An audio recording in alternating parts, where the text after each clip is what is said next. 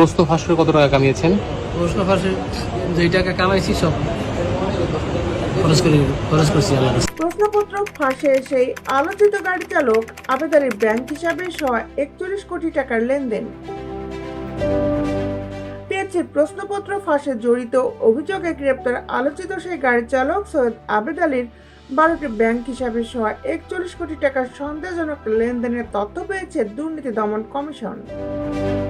প্রায় 4.25 কোটির জ্ঞাত আয় বহির্ভূত সম্পদ অর্জনের অভিযোগে তার নামে মামলা করেছে সংস্থাটি।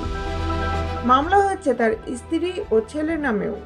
ঢাকার সেগুনবাগিচায় দুদকের প্রধান কার্যালয়ে আজ রবিবার সংস্থাটির মহাপরিচালক আক্তার হোসেন সাংবাদিকদের এসব তথ্য জানান। 3টি মামলায় আজ দায়ের করা হয়েছে বলে তিনি বলেন। দুদকের মহাপরিচালক বলেন, আবেদ আলী 12টি ব্যাংক হিসাবে 41 কোটি 29 লাখ টাকার সন্দেহজনক লেনদেনের তথ্য পাওয়া গেছে। তার 3,72,99,997 টাকার জ্ঞাত আয় বহির্ভূত সম্পদ অর্জনের তথ্য পেয়েছে দুদক। এর ভিত্তিতে জ্ঞাত আয় বহির্ভূত সম্পদ অর্জনের অভিযোগে দুদক তার নামে মামলা করেছে। আবেদ আলীর স্ত্রী শাহরিন আক্তারের নামেও জ্ঞাত আয় বহির্ভূত সম্পদ অর্জনের অভিযোগে মামলা করা হয়েছে বলে জানান দুদকের মহাপরিচালক। তিনি আরো বলেন, মামলায় শাহরিনের বিরুদ্ধে 1,26,63,000 জ্ঞাত আয় বহির্ভূত সম্পদ অর্জনের অভিযোগ আনা হয়েছে।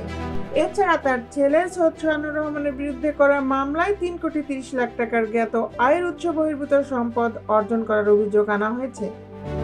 উল্লেখ্য, গত বছরের জুলাইয়ে পিএসসির প্রশ্নপত্র ফাঁসের ঘটনায় গাড়ি চালক সৈয়দ আবেদ আলী সহ 17 জনকে গ্রেপ্তার করে পুলিশের অপরাধ তদন্ত বিভাগ সিআইডি। এরপর আবেদ আলী সহ পিএসসির 5 কর্মকর্তা কর্মচারীর অনিয়ম দুর্নীতি তদন্ত করতে দুদকে চিঠি দেয় সংস্থাটি। গত জুলাইয়ে বাংলাদেশ রেল উপসহকারী প্রকৌশলী পদে নিয়োগ পরীক্ষায় প্রশ্নপত্র ফাঁসে জড়িত অভিযোগে রাজধানীর শেওড়াপাড়া রুয়াশা রোডে নিজ ফ্ল্যাট থেকে সৈয়দ আবেদ আলী ও তার ছেলে সৈয়দ সোহানুর রহমান ওরফে সিয়ামকে গ্রেপ্তার করা হয়। একই সঙ্গে গ্রেপ্তার করা হয় পিএসসির 2 জন উপপরিচালক, 1 জন সহকারী পরিচালক সহ আরো 15 জনকে। গ্রেপ্তার হওয়ার পর আবেদ আলী সিআইডিকে প্রাথমিক জিজ্ঞাসাবাদে স্বীকার করেছিলেন যে তিনি অন্তত 50 কোটি টাকার সম্পদের মালিক। ঢাকায় তার একটি 6তলা বাড়ি, 3টি ফ্ল্যাট ও একটি গাড়ি রয়েছে।